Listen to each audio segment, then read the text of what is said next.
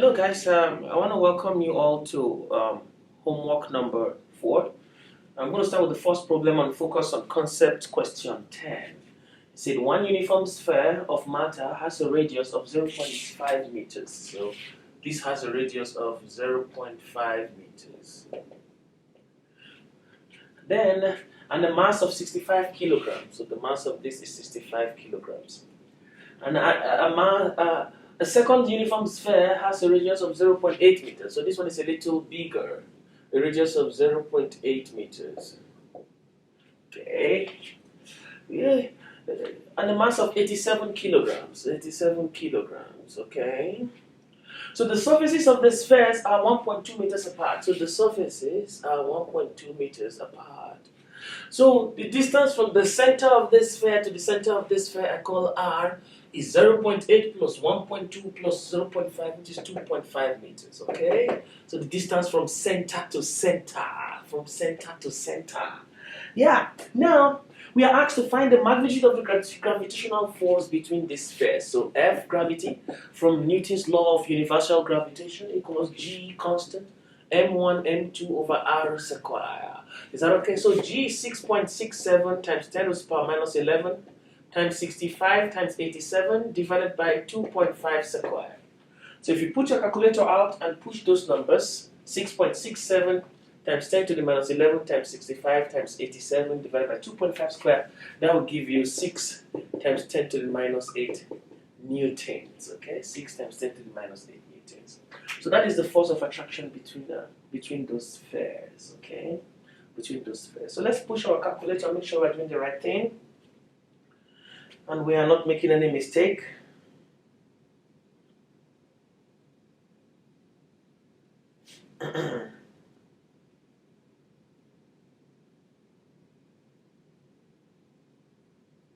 So I'm pulling that out. So I have 6.67 times 65 times 87 divided by 2.5 square. Yeah, 6035. Is that okay? 6035. So this gives me 6035 times 10 to the power minus 11. So 6035 times 10 to the minus 11. Minus 11, minus 10, minus 9, minus 8. So it gives us 6 times 10 to minus 8. Or 6.05 times 10 to the minus 8 newtons. Okay, so the answer there is correct. So let's go to the next problem. So the next problem is an elevator problem. So it's elevator problem. So the elevator problem says that the apparent weight of a passenger in an elevator. So let's look at the elevator problem before we answer this question. So there are 6 cases in an elevator problem. 6 cases in an elevator problem. I'll start with the 2 simplest cases. The first case is in an elevator problem is when you are not accelerating, when there is no acceleration. So if there is no acceleration, so you are either at rest, the elevator is not moving, so that's case number 1. Case number 1, no acceleration. So this means 2 things, either at rest or constant speed. So the elevator, if you put a scale on the elevator, your normal force on the elevator measures what weight you're going to have. So if I have a scale on the elevator, you stand on the scale is going to measure whatever normal force you have. So the scale measures different things at different times, depends on the case. So you can have a weight greater than your normal weight, you can have a weight lesser than your normal weight. We're going to see greater than your normal weight in 2 cases, lesser than your normal weight in 2 cases, and equal to your normal weight in only this case, when there is no acceleration. So when the elevator is speeding up at constant speed, or going down at constant speed, or at rest, that is when you have your apparent weight equals to your normal weight. Only in this case 1. Now, case 2, so I'm going to mix them up. So case 2 is when the cable holding the elevator breaks and you are falling freely, free fall. When you are falling freely, you and the elevator are falling, nothing is supporting you, so you're going to have 0 weight. So when acceleration equals negative g, when you are falling free fall, Your normal weight and your apparent weight are 0, no weight at all. 0 weight. So that's case 2. Now, I will mix case 3 and case 4. Case 3 and case 4, they are 2 different cases, but they are going to give us the same result. Case 3 is going up, so I'm going to split it. This is case 3. Going up, speeding up. Going up and speeding up. So when you are going up in an elevator, so this is you in the elevator, not me, you. This is you, yes. The elevator is going up. Your weight is down, mg. Elevator normal force, Fn. So if you are going up, speeding up, your acceleration is up when you are speeding up. If you are going up, slowing down, which is the case I will come to, it's the same thing. You are going up, but your acceleration will flip direction. Slowing down means acceleration is opposite direction of where you are going. So we're going to take note of that. Going up, speeding up, acceleration is also up, and normal force will be greater than mg. So normal force minus mg equals ma. So what is my normal force? mg plus ma, and this is my apparent weight. So apparent weight is greater than your normal weight in case number 3 when going up and speeding up. I'm telling you also in case number 4 is the same thing. Case number 4 is going down, slowing down, going down, slowing down, going up, speeding up, slowing down, going down, slowing down, or slowing down, going down. It's going to give us the same thing. So let's see going down, slowing down. So when I'm going down, excuse me, when I'm going down, mg is greater than normal force, but I'm slowing down. So instead of my acceleration to be also in direction of mg, is in the opposite direction with Fn. So I'll say mg will be equal, so acceleration is the same as Fn, so it will be ma plus Fn. So Fn and ma, where is it? Let me put this here so you guys see. So I'm taking down as positive. It's okay, what I wrote there wasn't right. I'm taking down as positive. I always take where has the larger force, where you are going as positive. So for this first case, when it was going up, normal force was positive, mg was negative. But now when it's going down, I take mg as positive.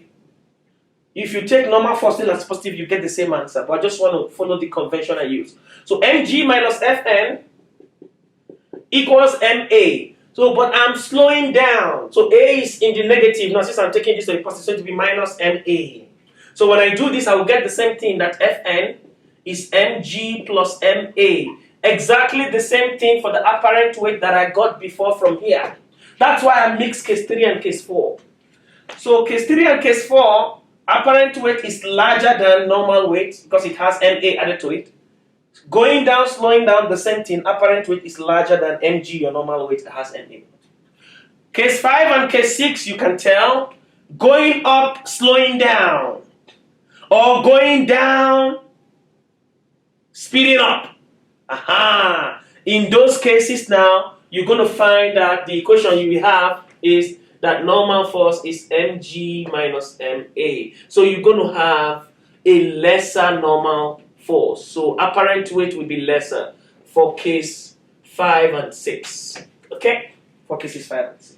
Okay, this is just a summary of what's going on. So let's look at the problem. Let's look at the problem. So we know for an elevator to have an apparent weight larger than the normal weight, you have to be going up, speeding up, or going down, slowing down. If your accelerator brakes, free fall, no weight. If you're moving at constant speed or at rest, either up or down, constant speed, you have your normal weight equals your apparent weight. If you are going up, slowing down, or going down, speeding up, then your apparent weight will be less than your normal weight. Okay? Now let's see what happens. The apparent weight of a passenger in an elevator is greater than his true weight in which of the following? We already know. You have to be going up, speeding up, or going down, slowing down. Moving up, decreasing speed. No. Moving up, increasing speed, correct. Moving up, decreasing speed. Moving up, decreasing speed.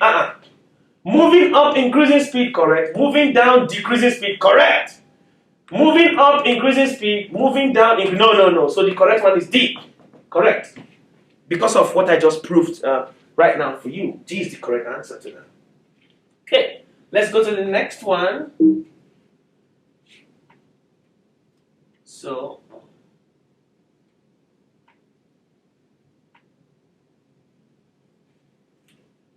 the next slide says, Chapter 4, Problem 16. Two skaters, a man and a woman, are standing on ice. Neglect any friction. So there is a man and a woman. This man and this woman. I don't know what they are doing on ice. But they are standing on ice. So let's see what physics has to come out from that problem. So this man and this woman are standing on ice. So I have woman with hair. And I have man, bald, no hair. Man, woman. The mass of the man is 88 kilograms. Mass of man is 88 kilograms. And the mass of the woman is 66 kilograms. Mass of the woman is 66 kilograms. The woman pushes the man, you see. It's the woman that always finds trouble. The woman is the first to push the man. Why would the woman push the man? Now the woman pushed the man on ice. Want to wound the man? So the woman pushes the man with a force of 59 hitting due east. So he pushed the man due east. So this is east. With a force of 59 hitting. So it means the man will push back on the woman with minus 59 hitting due west. Okay? Just so you know. Determine the acceleration of the man and the woman. So this is simple. We have their masses. Net force is mass times acceleration. So for the man, the acceleration is net force over mass. The same for the woman. So net force is 59 east for the man. So the man is going to have an acceleration east of 59 divided by mass of man, 88. And that will give us the acceleration we have there, 0.67 meters per second squared east. That is the direction. What about the woman? So the woman will go opposite direction, west.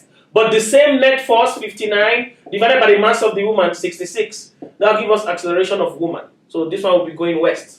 Is that okay? And that will give us the answer we have there, 0.894 meters per second squared west for the woman.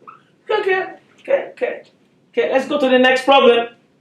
Please don't push somebody on ice, whether man or woman. Don't push somebody on ice. It's very dangerous. Me, I'm scared of ice.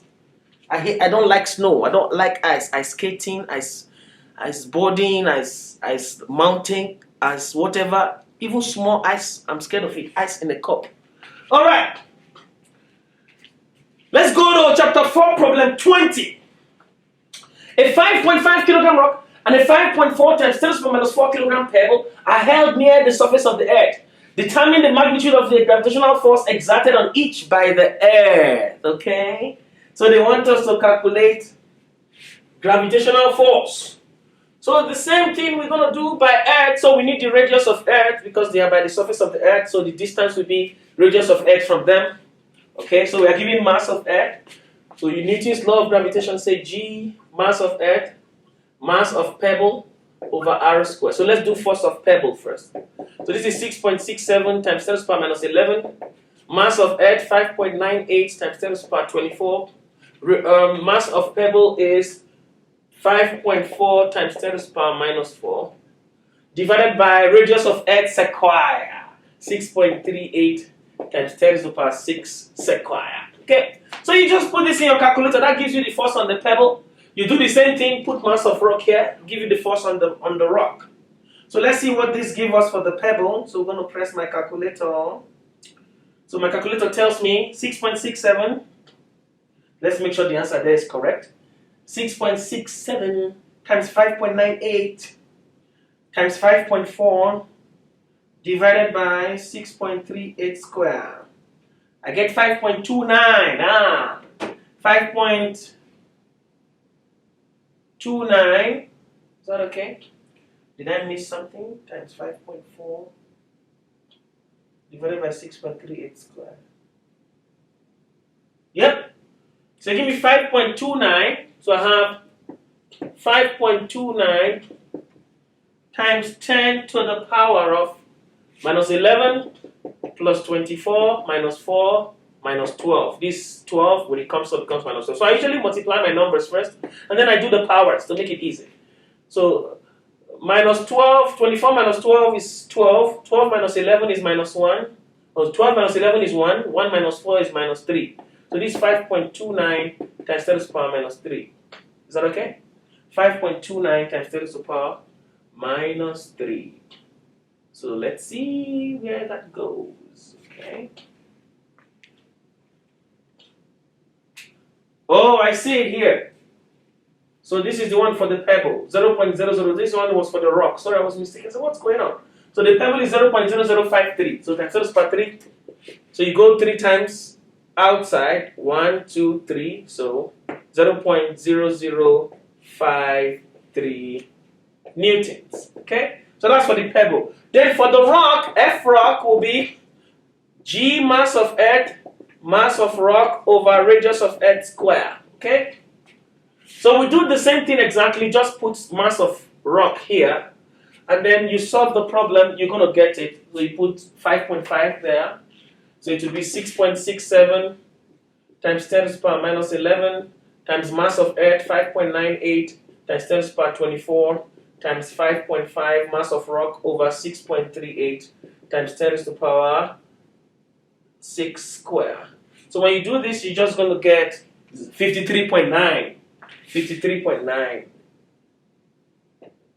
newtons for the rock. So the rock has a more force of attraction than the pebble because the pebble is smaller. Okay? Okay, let's go to the next problem. So that was chapter 4, problem 20. So next, a planet, problem 21, chapter 4. A planet has a mass of 6.02 10 to the power 23 kilograms and a radius of 3.77 10 to the power 6 meters. What is the acceleration due to gravity on this planet? We're looking for G. I will show you how to get acceleration due to gravity on any planet, so that when you find yourself one day, you just wake up, you're on a different planet, you don't know what's going on, you can calculate your acceleration due to gravity. Okay. So this is the force on the planet. Is that okay? Let's say any planet at all, say Earth. So if somebody is standing on Earth, I say, what is the weight of this person? The weight of this person is mg. But this is the same as the force of attraction between the person and the Earth. So G mass of Earth, mass of the person over radius of Earth squared. So how do I get G for Earth? The masses cancel. So G on any planet is G mass of that planet over radius of that planet squared. So this is all I need.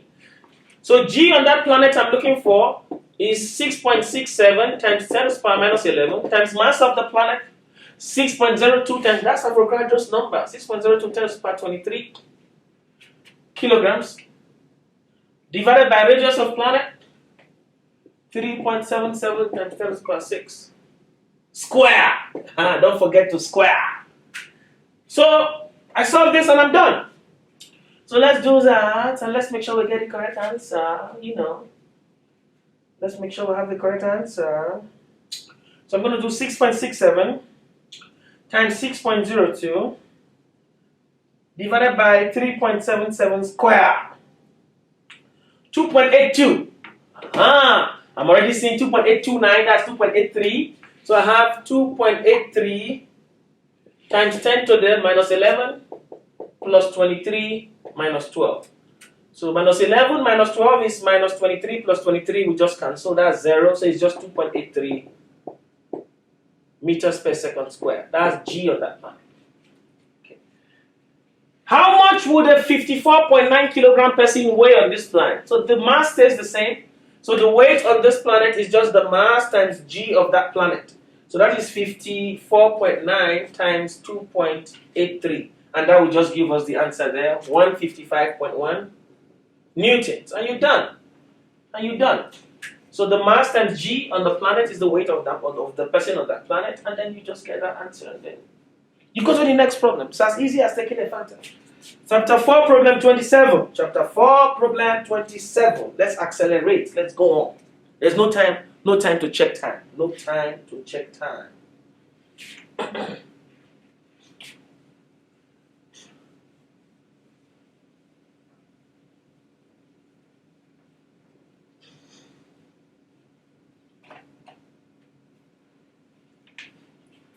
Communication satellites are placed in a circular orbit that is 4.67 times 10 to the 8 meters above Earth's surface. So we have Earth here. I have a satellite that is somewhere here. Okay? So the satellite is a distance of 4.67 times 10 to the 8 above Earth's surface. Okay? Meters. What is the magnitude of acceleration to gravity at this distance? So they're looking for G here. So you're going to add this to the radius of the Earth because you are taking it to the center. And then you know G formula is G mass of a planet, so this case Earth, over, in this case it will be this plus radius of Earth. Is that okay? So I'll just call it R because you are not on the surface. You are farther away, so your R is just going to change. So your G will be much lesser because your R will be more in the denominator. So let's do this. 6.67 times 10 to the power minus 11. Okay. 6.67 times 10 to the power minus 11 times mass of Earth 5.98 times 10 to the power 24 over this is 4.67 times 10 to the 8. So I will make it 10 to the 6 because radius of Earth is 10 to the 6, so I can add them. So it is 467 times 10 to the 6 plus 6.38 times 10 to the 6. So I made them the same power, so I can add them. 467 plus 6.38. Is that okay? So I do that. Since I make them the same power, I can add them now. 467 plus 6.38.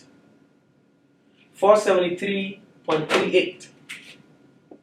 So this becomes 6.67 times 10 to the power minus 11 times 5.98 times 10 to the power 24 divided by 473.38 times 10 to the power 6. Don't forget, all this is squared. Is that okay? All this is what? Squared. Squared. Okay? Okay! So now let's do that. 6.67 times 5.98 divided by 473.38 square. Oh, 1.8 times 10, 1.78 times 10 to the power minus 4. 1.78 times 10 to the power minus 4. And then I have minus 11. And then I have plus 24. And then I have minus 12. 24 minus 12 is 12. 12 minus 11 is 1. 1 minus 4 is minus 3. So 1.78 times 10 to the power minus 3. That becomes my answer. What do they have there? What do they have there? Yes. 1.78 is 1.8 times 10 to the power minus 3. So what is 1.8 times 10 to the power minus 3? The 0 goes out 3 times. 0.0018 meters per second square. See, very small. It became so small than 9.8 on the surface of the Earth. Okay. So that becomes the answer for this there. That is the answer for that there. And then now let's move on to the next problem. A raindrop has a mass of 5.9 times 10⁻⁷ kilograms. Wow, you calculate the mass of a raindrop. Amazing. And it's falling near the surface of the Earth. Calculate the magnitude of the gravitational force exerted on the raindrop by the Earth. On the Earth by the raindrop. By the way, they are the same, just different direction. The raindrop exerts the same force, action, and reaction that the Earth exerts on it. That's it. So if I can get A, is the same answer as B. And they just want the magnitude, so they don't care about the direction. Okay? So I'm just going to use my Newton's law of gravitation, mass of Earth times mass of this raindrop times G over radius of Earth squared, since it's near Earth's surface. So it's just approximately radius of Earth squared. Okay? So let's do that. Let's do that. Let's do that real quick.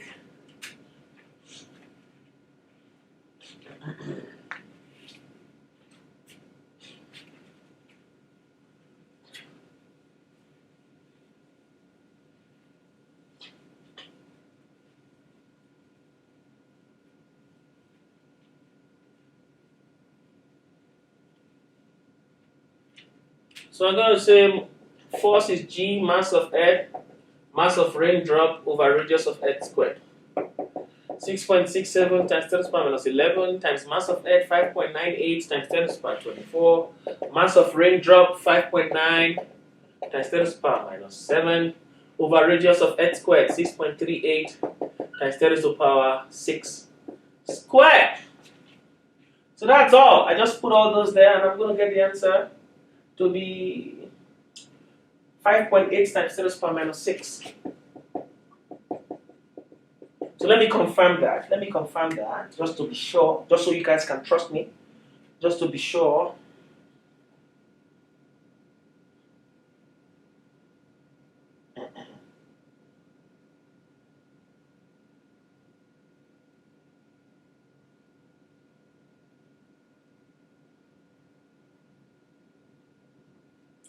So I'm going to calculate this. 6.67 times 5.98 times 5.9 divided by 6.38. Oh, 6.38 squared. So divide by 6.38 again.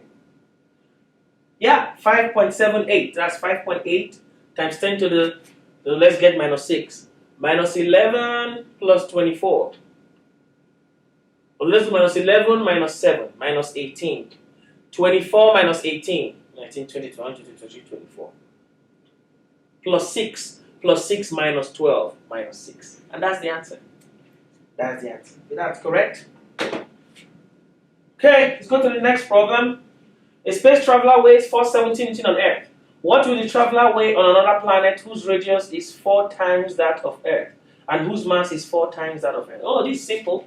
So all you need to do, we know what G on Earth is 9.8 times, just 9.8 times 10 to the 1. 9.8 times 10 to the 0, not 10 to the 1, 10 to the 0. I don't know, I just said times 10. It's 9.8, not times 10 to the anything. So G on Earth is 9.8.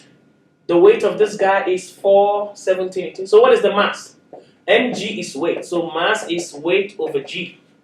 470 divided by 9.8. That gives us the guy's mass. So let's see what that is first. Because that mass is the same anywhere the guy goes, any planet.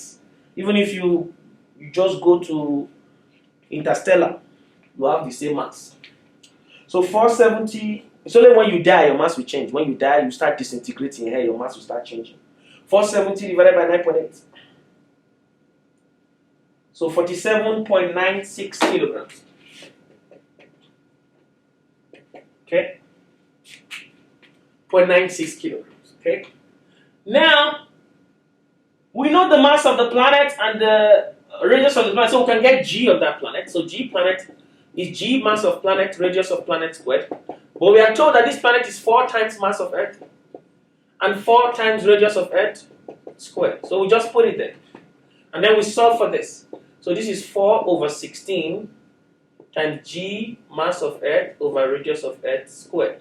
And I know this is going to give me 9.8. So it's just 4 over 16 when I square 4, 16, and bring this 4 out, and then the rest is just 9.8. So this is 4 over 16 times 9.8. That is G on this planet. Okay. Okay. So what is the weight of this guy on this planet? The mass times this G. So this times 47. So the weight of this guy on the planet is 4 over 16. So 9.8 divided by 4.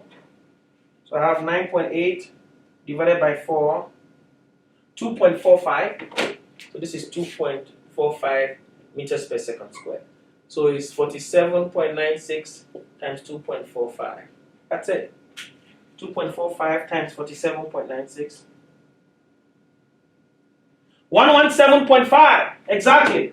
That's the weight of the guy on this planet. Exactly what I have there. 117.5 meters. And that solves it. That solves the problem. Okay, let's go to the next problem. The next problem is problem 32, chapter 4. So this is a spacecraft on a journey to the moon from the Earth, and we are asked at what point as measured from the center of the Earth as R. So we have to find R. Does the gravitational force exerted on the spacecraft by the Earth balance that exerted by the moon? So we want the gravitational force at that point to be equal from the moon and from the Earth on the spacecraft. So this is a very simple problem. It's an equilibrium situation. So what we're going to do is pretty straightforward. Let me grab my markers.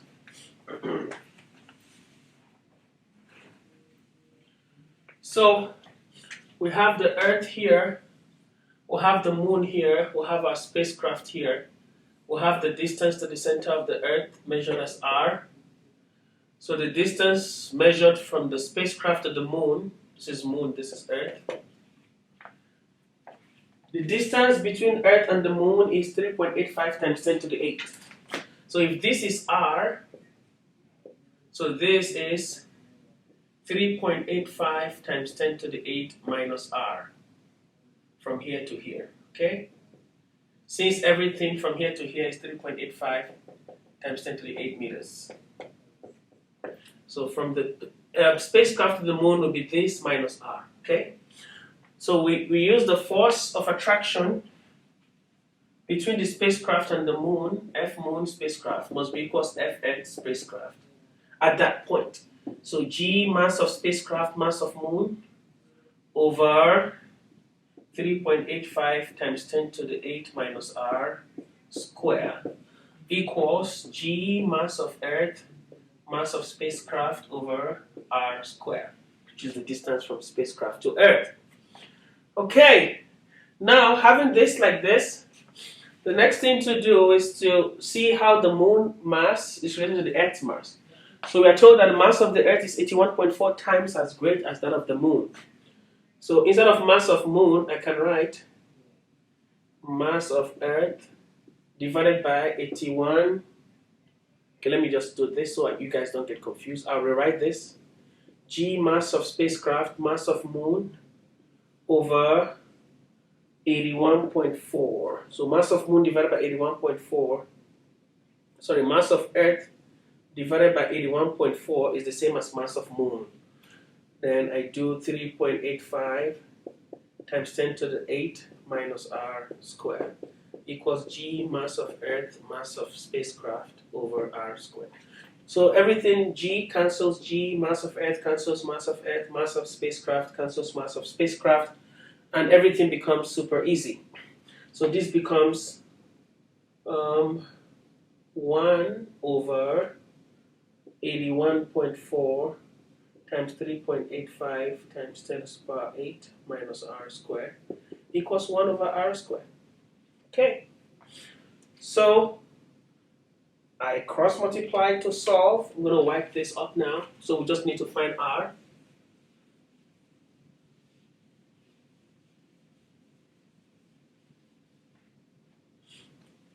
So what I have is that r squared over 81.4 equals 3.85 times 10 to the power 8 minus r squared. So to remove this square, I take the square root of both sides.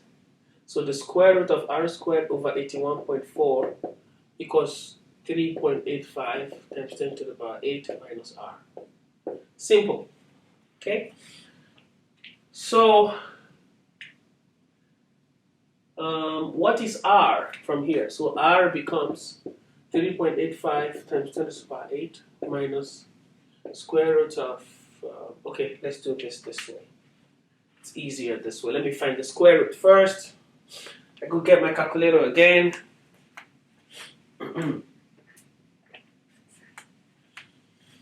So square root of r squared is r. Square root of 81.4 should be about 9. So square root of 81.4, 9. So 9.02. So this is r over 9.02 equals 3.85 times 10 to the 8 minus r. Okay? So 9.02 comes here. R equals 9.02 times 3.85 times 10 to the 8 minus 9.02 times r. So 9.02 times is both sides. So I have r. 9.02r comes this way. Use this, wipe this off.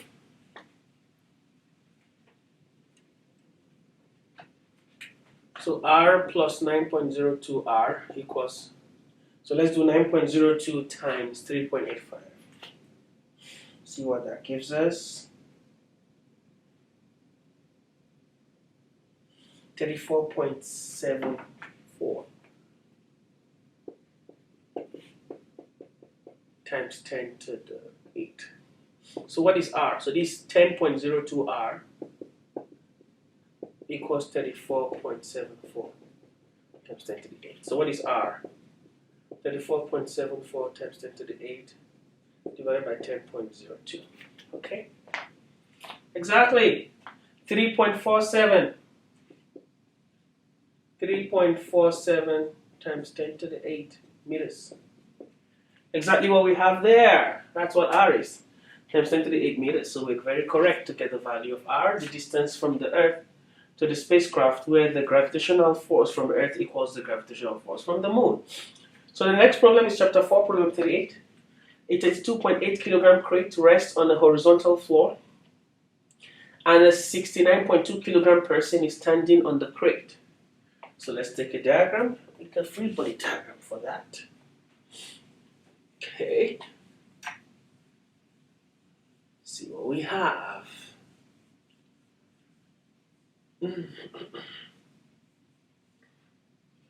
So we have a floor, we have a crate, and we have someone sitting on the crate. Okay? I'm standing on the crate actually. Okay? So this guy is standing on the crate. Okay? So we're asked to find the magnitude of the normal force the floor exerts on the crate. So, but this crate, is that okay? You see that? Has the weight of the man coming down and the weight of the crate coming down. So the normal force the floor is going to act on the crate will be sum of the weight of crate plus weight of person. So that's going to be 32.5 plus 69.2 times 9.8, both of them each. So let's do that, see if we get the right answer.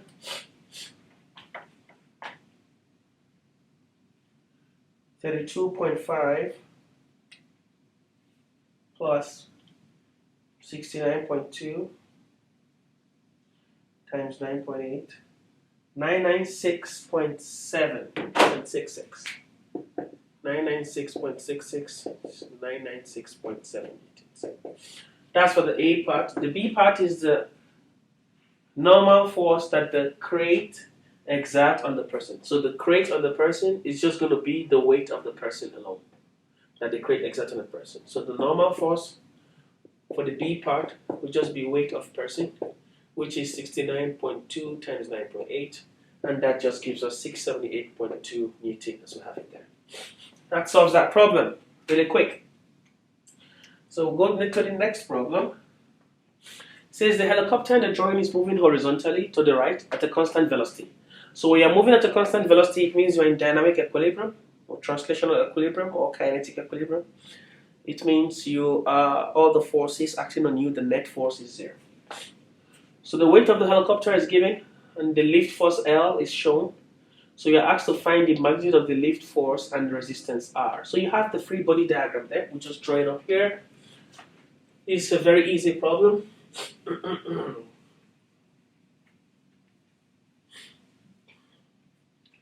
So I'm going to draw this like this. So I have the y-axis, and I have the x-axis.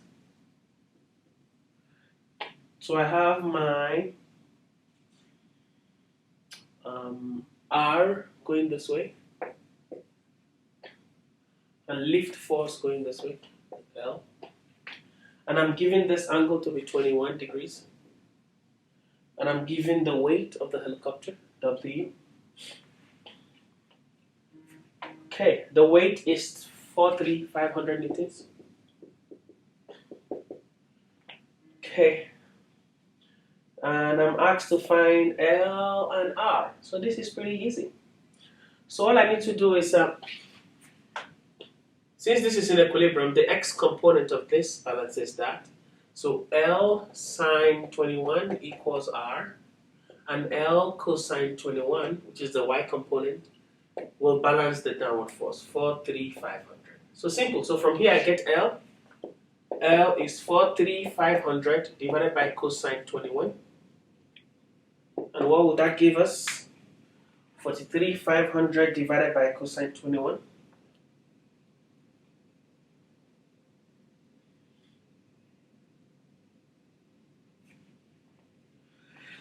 excuse me, 46594. Exactly, 46594.81. That is the lift force.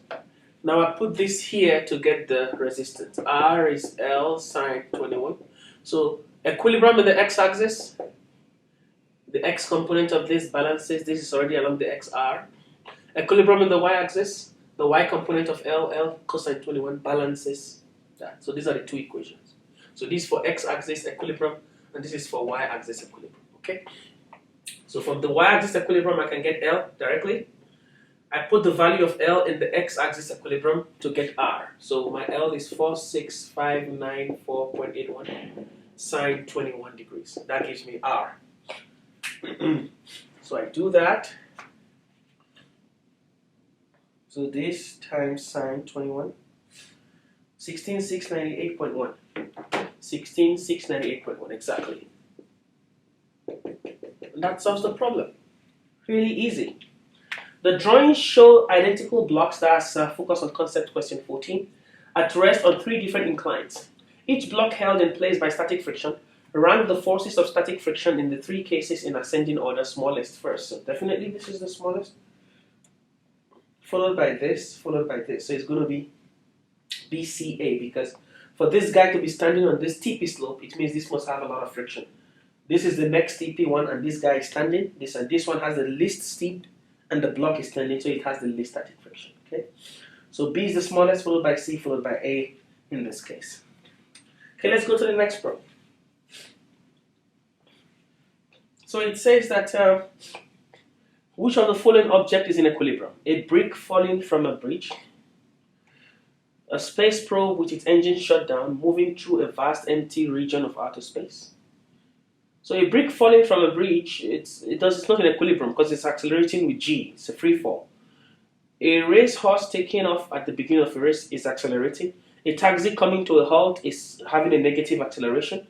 A projectile, as it passes through the topmost point, also has g. Even if the velocity is 0, it has acceleration. So the only correct one has to be B.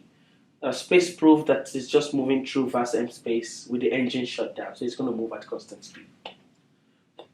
So problem 50. Air rushing over the wings of a high-performance race car generates unwanted horizontal air resistance, but also causes a vertical downward force, which helps cars hug the track more securely. The coefficient of static friction between the track and the tires of a 771 kilogram car is that.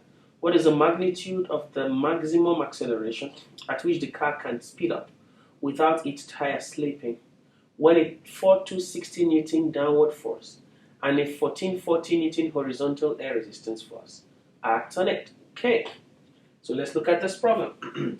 Okay, for the problem 50, we're going to have our wing here, we'll have the weight here, a downward force here, we'll have friction, which is also our max force, and then we have air resistance, which I'll call R, and then we'll have the normal force, okay? So this F max is what's going to accelerate it. It's going to be the friction force. So F max is going to be mu normal force, mu Fn. Okay, that is mu normal force balances this for the y-axis, d plus w.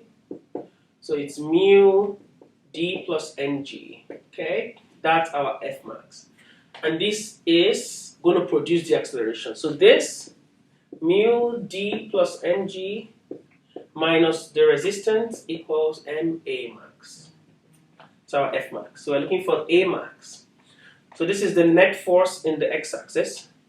The friction minus this guy, because the maximum will not be more than the friction. So the friction minus the resistance, the air resistance give us the acceleration. But for the y-axis, normal force is just the sum of these two. And mu times normal force, which is the sum of these two, is F max, which is my frictional force. Okay, now using this to solve the problem, I can now get my A max to be equals mu downward force plus mg minus air resistance over m. So mu is given 0.873. The downward force is given 4260 plus mg, the mass is given 771 times 9.8. Then minus r. Is that okay? So all this, put this in here. Minus r, the resistance, 1440. All over the mass, 771. So let's do this, see if we get the correct answer there. So this gives us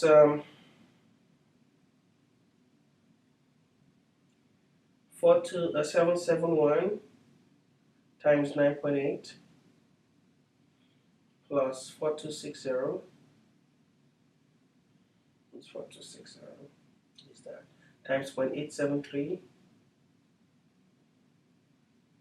is that minus 1440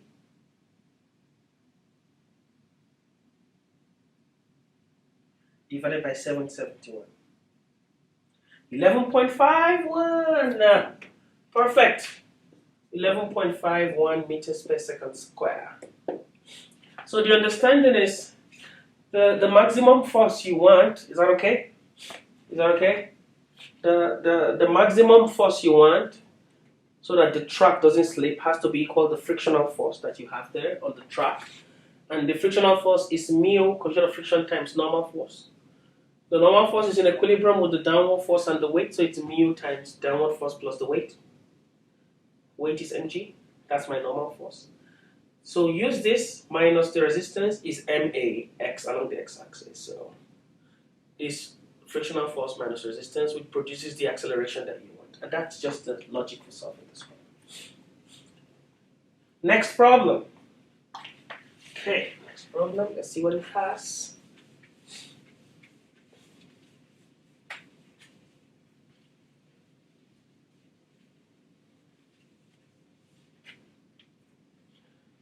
A block is pressed against a vertical wall by a force P as shown. This force can either push the block upward at a constant velocity or allow it to slide downward at a constant velocity. So in both cases, the block is moving at a constant velocity, so which means there's equilibrium, okay, which makes it easy for us. So the magnitude of the force is different in two cases, while the direction angle theta is the same. Kinetic friction exists between the block and the wall, and the coefficient of kinetic friction is 0.34. The weight of the block is 15 Newton, so I have 15 Newton coming down here. Is that okay? And I have P, this force, and I have this angle theta to be 36 degrees. So there's 36 degrees here. Okay. So we want to find P.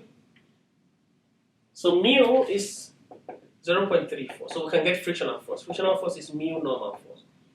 So in this case, our normal force is going to be like this, okay?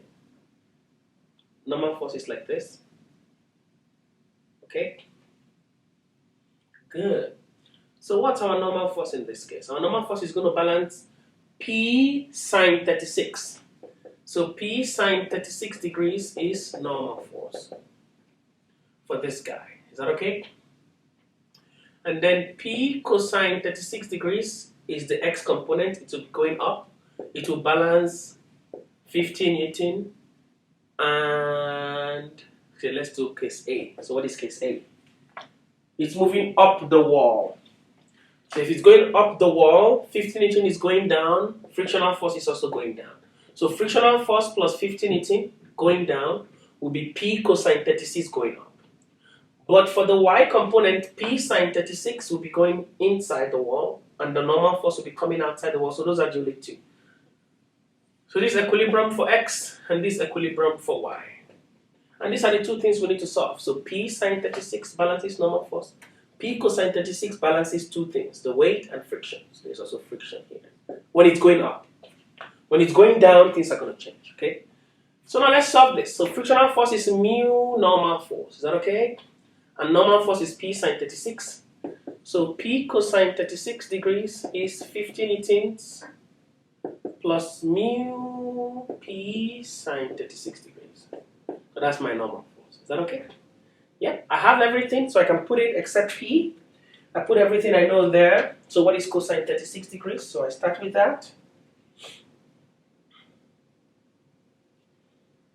cosine 36 degrees, 0.81. So 0.81 p equals 50 plus 0.34 p sine 36 degrees. So I do that. P sine 36 is 0.588 times 0.34, 0.1998, just say 0.2. So 0.81 p equals 50 plus 0.2 p. So 0.81 p minus 0.2 p equals 50. So 0.8 minus 0.2, 0.61 p equals 50. So p is 50 divided by 0.61. So let's see what that gives us. 50 divided by 0.61. 81.96, 82 newtons approximately. 82 newtons, approximately what we have there. Now that's for when P is pushing it up and friction is going down. So let's look at case B. Case B, for case B, P is still in the same direction, but the block is going down. So if the block is going down, so it means for case B, if the block is going down, friction is now up. That's the only thing that changes. So our normal force is still P sine 36. Is that okay? And we already calculated that, P sine 36. So let me just put the numbers in here. See what sine 36 is. 0.588. Okay, that's our normal force. And our frictional force is mu normal force, which is 0.34 times 0.588 p. So that is our frictional force. So this times 0.34. 0.34 times 0.588. 0.19992. So just 0.2 p. That is our frictional force. Is that okay? But the frictional force now is going up. So this gave us equilibrium for y-axis. Now let's do, for x-axis. Now let's do equilibrium for y-axis, since it's moving at constant speed. So for y-axis equilibrium, P will be equals, P cosine 36 is the y component of this going up, plus friction, also going up, equals 50 going down. Okay, equals 50 going down. That's how we do this. And then P cosine 36, so we know what cosine 36 is, 0.80 something, we got that earlier. Cosine 36, 0.809. 0.809 p plus friction, 0.2 p equals 50. So 0.2 plus this will be 1.09 p equals 50. So what is P is 50 divided by 1.09, and that will give us the 49.6 newtons we have there. Okay, so just know the directions. Upward forces must balance downward forces, left-hand forces must balance right-hand forces when you have equilibrium, whether static or dynamic. And that is what solves this problem. Okay, next problem. A car is towing a bolt on a trailer. The driver starts from rest and accelerates to a velocity of 17.1 meters per second in a time of 25.9 seconds. So we can get the acceleration from there immediately. That's the first thing to do in that problem. That's chapter 4, problem 77. Chapter 4, problem 77. So let's get an acceleration from that information. So acceleration is final velocity minus initial velocity over time. So you reach 17.1 minus, you started from rest, 0 over time, 25.9. So that gives us our acceleration, 17.1 divided by 25.9.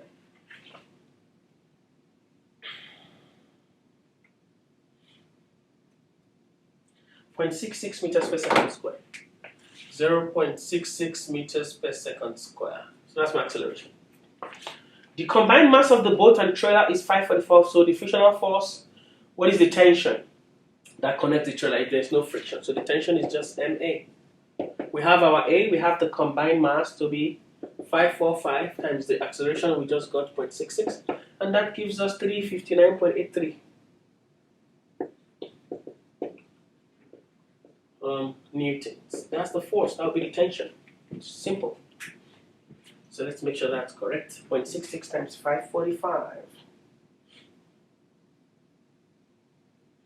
359.83, correct. Okay. The next problem 93 says a penguin slides at constant velocity, okay, of 1.41 meters per second down an icy incline. The incline slopes above the horizontal at an angle of 5.78 degrees. Okay, we have to draw a diagram for this one.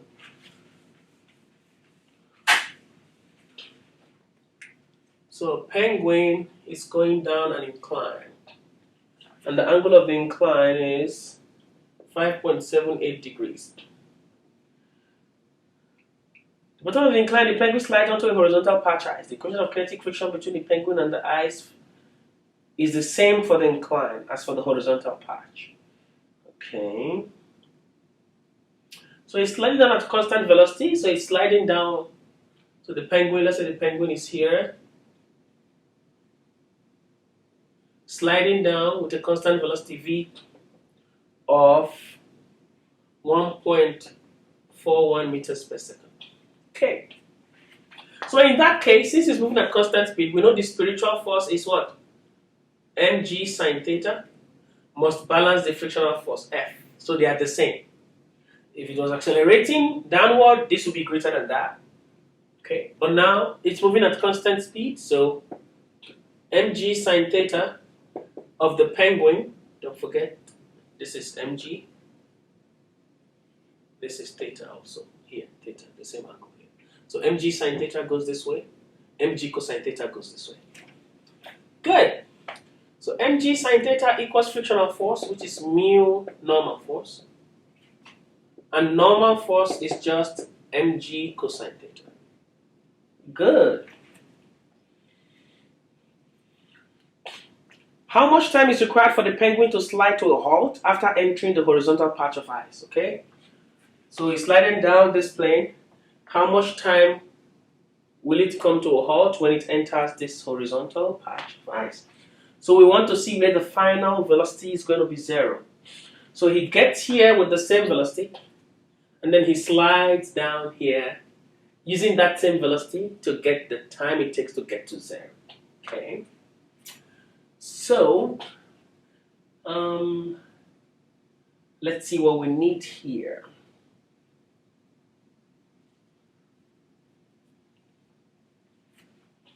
Okay.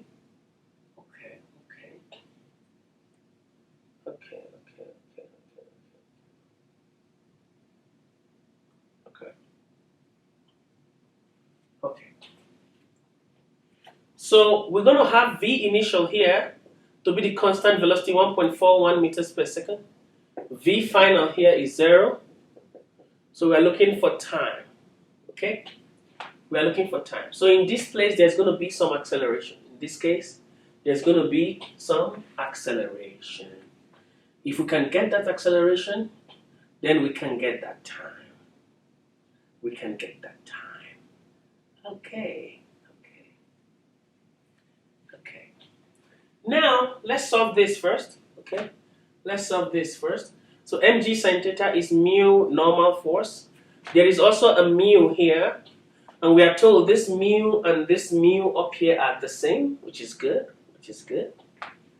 Which is good. Okay. Then at this point, if mu here and mu here are the same, okay, let's solve the one for the inclined plane first. Okay, Mg cosine theta. So Mg sine theta equals frictional force mu Mg cosine theta. Is that okay? So Mg cancels Mg. Mu is just sine theta over cosine theta, which is tan theta. So I get my mu immediately. tan of 5.78 degrees. That gives me the coefficient of friction for both the inclined plane and the horizontal patch. So let me do that. Tangent 5 of 5 point.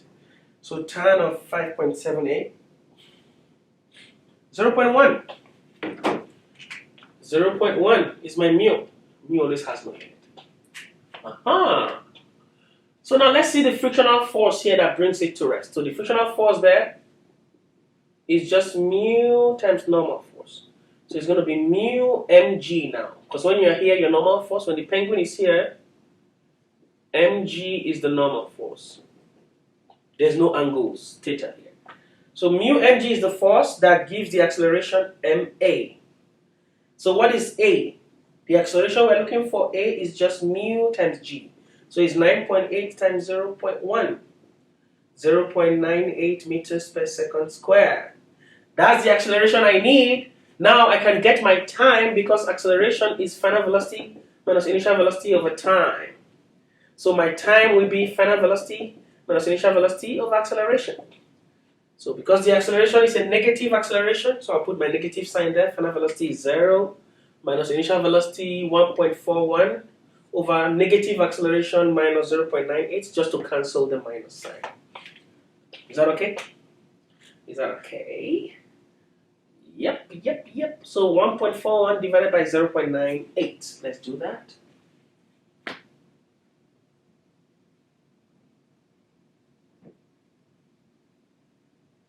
.43.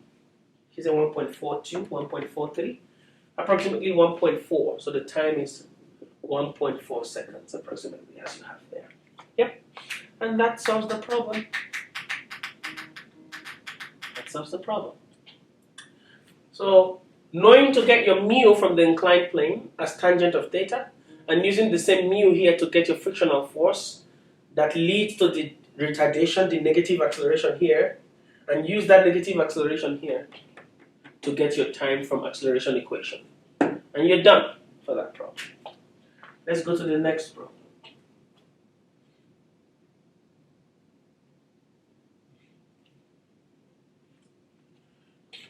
A 60-kilogram crate rests on a level floor at a shipping dock. The coefficient of static and kinetic friction are 0.76 and 0.41 respectively. What horizontal pushing force is required to A, just start the crate moving, and B, slide the crate across the dock at constant speed? Assume that the pushing force is to the right. How many forces act on the crate? So first of all, they want to go through how to solve this problem. How many forces act on the crate? So let's draw the diagram and see. It says 4 forces. Let's see how many forces. How there are 4 forces. I'm going to take a look at that.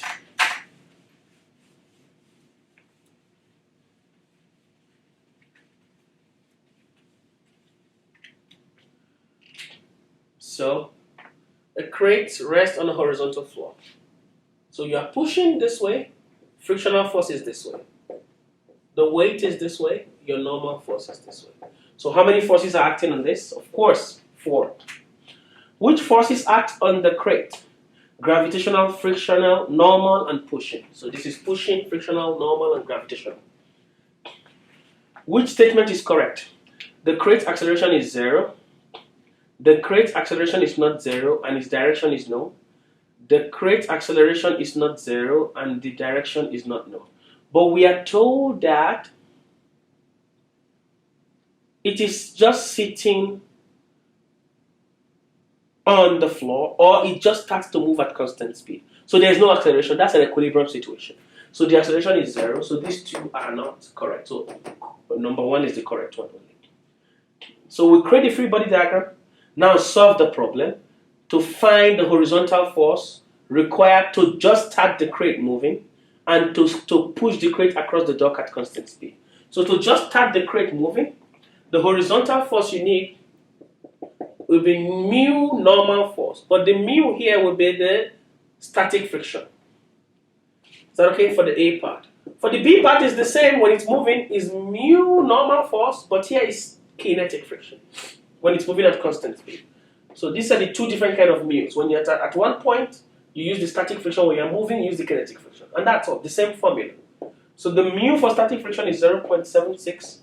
Your normal force is just your weight, mg, which is 60 times 9.8.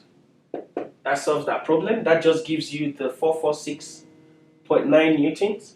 Okay? 446.9 newtons. And then for the kinetic friction, you do the same thing, but instead of 0.76, you use 0.41 times 60 times 9.8, and that will give you the 241 newtons. So you need more force for static than kinetic. It's like you need more force to push a car to start, but when the car is already moving, it's easier to push, even if there is still friction. So you need more force to overcome static friction than you need more force to overcome kinetic friction. Okay? Okay. Let's look at the next problem. The same kind of problem. The Mercedes-Benz 300 SL mass 1700 kg is parked on a road that rises 15 degrees above the horizontal. What are the magnitude of the normal force and the static frictional force at the ground exert on the tires? Assume that the road is higher up to the right and lower down to the left. Okay. So we're going to draw a free body diagram like this.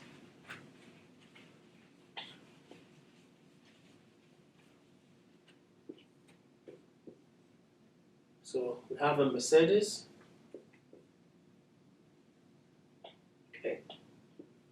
So this is theta, mg, normal force. This is also theta. So you know mg sine theta is here, mg cosine theta is here.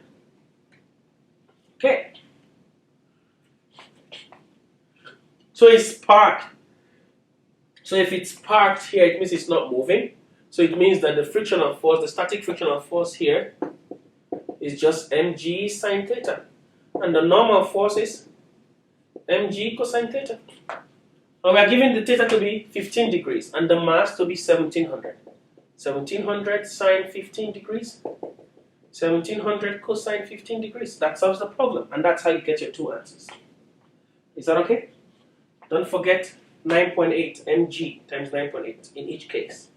Mg sine theta and mg cosine theta. And that's going to give you both of the answers you need. Now let's solve the problem. How many forces act on the car? 3. Normal force, frictional force, and the weight. So the weight is the one that has 2 components. Okay, so only 3 forces.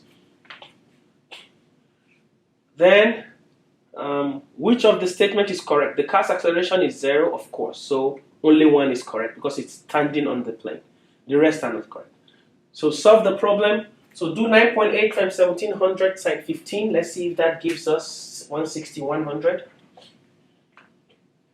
for the static, the normal force. So the first problem is the normal force. That is this one, 1700.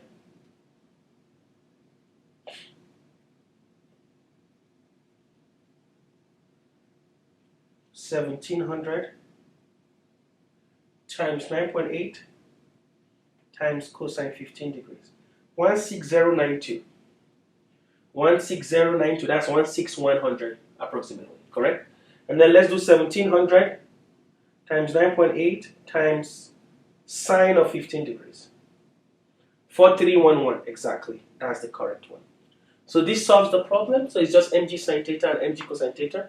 So the A part is this, and the B part is that. Okay, normal force is A, and the frictional force is B.